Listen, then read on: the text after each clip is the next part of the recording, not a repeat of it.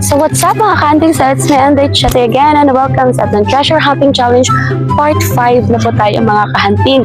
So I know excited lang tanan para sa atong Part 5 Treasure Hunting Challenge. So as you can see, kung naunsa na nasa akong likod, so mo din niyang ako ang asyenda nga inangkon. So asyenda nga inangkon na nibigin niya ako o inangkon na din ako, no? So kana mga baka na sa mga silingan, dili na ako. Okay, so na ako doon napita kay hayag-hayag pa. Okay, so good luck kung kasi makita sa atong pa-treasure for today. So mangita ko og area kung asa na ko pwedeng ibutang ang atong pa-treasure for today. Kung asa nga area ko karon magbutang para sa atong pa-treasure, napaka-swerte niyo mga ka-hunting. So good luck kung kasi makita. I hope nga kung kamo ang makita niini nga atong pa-treasure, hope nga ang ikip ninyo ang maong palot kay nakasulod na siya og nakasulod na siya og masking tape nga brown and then ice wrapper. So kung nana siya cash nga sulod, no, so kung kamo makakita na, please ikip ninyo ang palot ayon yung ilabay sa gasa, no, para di mapunitan sa uban, para dis lang makaingon nga wala day unod. Okay, so kung kamo makakita, comment down na pod sa ubos nga nakita na ninyo ang ato ang ginapa-treasure. Okay, so I hope nga pag makita ninyo ni inyong ikip ang maong plastic. Okay, so manghinaot ko nga inyo po doon akong tabangan din dapitan, no, kay kining tanan dili ni para sa akong kaugalingon kundi para jud ni siya ninyo ang akong ginabuhat. Okay, so mao ni nga content akong gusto kay ganahan ko mutabang sa tawo pero dili ta mo matinagsa. So ginaan ra nako pagbuhat, no, and then kani siya ginagmay lang gid nga palipay para sa inyo, ha, kay tungod dili man pud ko ingon nga dako ko kay sweldoan in dapitan, no, so nag-start pa pud ko sa ginagmay. So kung inyo kung tabangan din dapita, mudako akong sweldo, so makahatag pud og dako dira sa akong pa-treasure, no. So nag-base ra gid ko sa mga views, sa mag-like, mag-share and mag-comment. Ang importante is share gyud. So mamalihog ra pud ko nga inyo kung tabangan din dapita to share my video para daghan pa ang makita sa atong video. So the more nga daghan makita sa atong video, the more nga ma-play ang ads, so the more pud ko maka-earnings diya, no. So dili lang pud nga kumbaga naglantaw kay lantaw ra mo, no, ang hinaot ko nga malantaw sad mo sa ads kay di ako maka-earning. So sa dihang maka-earnings ko diya, so maka-payout tag dako, makahatag pug dako para sa atong pa-treasure, no. So dili siya pang intention nga para sa akong kaugalingon ra kundi para ni ninyong tanan.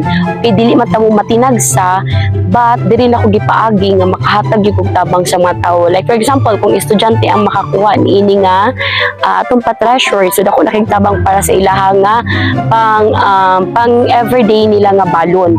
And then kung mga ginikanan po, makapalit na po mo og bugas or di kaya sudan. Okay, so libre na siya, no, kung kapon makakita nini. So good luck and God bless you. So mangita na po og area nga pwede na kong butangan ani. Okay, God bless you everyone. Bye! Hello mga ka-hunting, sana na ako karon diri sa Tanhay City. Sa Tanhay City ang ako ang napili nga lugar nga para butangan sa ato ang treasure hunting for today's video. Ayan, so napakaganda ng mga area nila dito. So napakaganda ang kanilang Rizal Park dito. So nakita niyo naman dyan, may Rizal Park dyan, ha. So palihog ko kung kamo makita sa treasure hunting, ayaw ninyo og ukala ang mga bato, ayaw mo pangita sa mga tanom, ayaw niyo kalkala kay wala siya gilubong, wala siya sa tanom, wala siya sa kahoy, kundi gibutang ra gid po sa mga kilid-kilid. So dali ra kay inyo ning bulungon basta kabalo na mo lantawa pag ayo ang video kung unsay akong clue nga ginahatag, ha. So lantawa gipang videoan ako mga tanom pero wala siya sa tanom, wala siya gilubong, wala siya sa kahoy. Okay, so nara siya sa mga ngilit-ngilit nako gipang suksok, basta ngilit-ngilit. Okay, so tan-awa jud pag ayo ninyo, ha. So ginana, ako na.